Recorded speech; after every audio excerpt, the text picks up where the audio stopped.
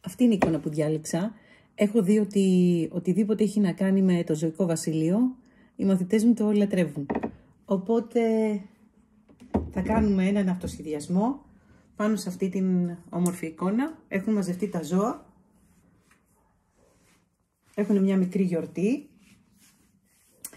Και ο αυτοσχεδιασμός θα έχει να κάνει περισσότερο με το τι θέλει ο κάθε μαθητής να παίξει. Γιατί είναι αρκετά τα ζωάκια. Κάποιοι μαθητές ίσως θέλουν, ας πούμε, το λιοντάρι. Και εκεί θα τους έλεγα, παίρνοντας την ιδέα από το πιάνο σαφάρι που μιλάει για το lion paw, να σχηματίσουν το χέρι τους σαν ένα ποδαράκι λιονταριού. Και από ό,τι φαίνεται αυτό δεν είναι και κανένα μεγάλο λιοντάρι, είναι μάλλον παιδί ή έφηβος, λιονταράκι, και να παίξουν στην χαμηλή περιοχή του πιάνου. Αλλά όμως να δούμε και πώς θα ακουγόταν ένα λιοντάρι που είναι πιο μωράκι.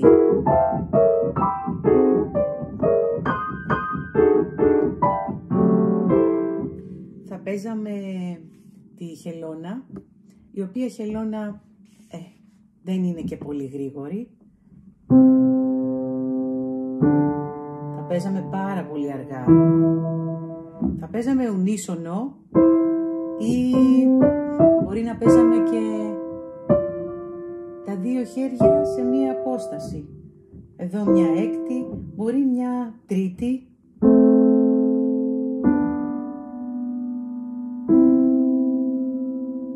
Θα παίζαμε το πουλάκι, το οποίο με τα φτερά ψηλά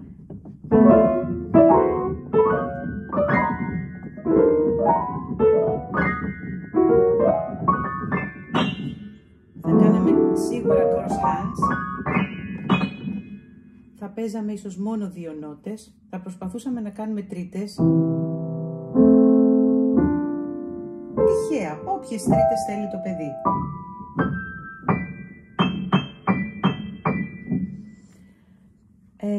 Και έχουμε και τη μαϊμουδίτσα.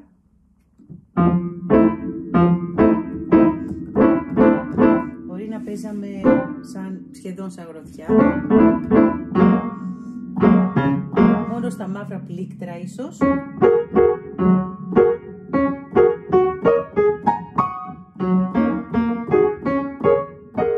Θα έδινα σαν οδηγία συγκεκριμένα ρυθμικά patterns. Εδώ ας πούμε θα ήταν 1, 2, 1, 2, 1, 2, stop.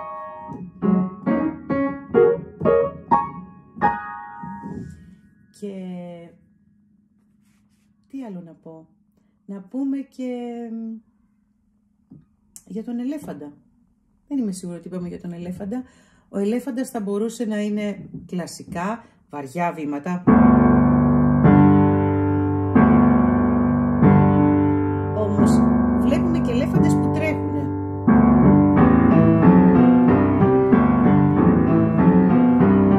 Θα προσπαθούσα να δείξω στο μαθητή μου πώς να παίξει σε πέμπτες με ένα ευέλικτο καρπό. Και θα παίζαμε και πιο μικρά ελεφαντάκια. Ένα ελεφαντάκι, ας πούμε, που πάει να βρει τη μαμά του. Θα φτιάχναμε ιστορίες περισσότερο για να δούμε πώς μπορούμε να ενώσουμε τις ομάδες των ζώων. Ακόμα και αυτές που δεν θα μπορούσαν να είναι φίλοι και όμως θα τους κάνουμε φίλους. Για το βουβάλι και την καμιλοπάρδαλη και τη ζεύρα θα πούμε την επόμενη φορά.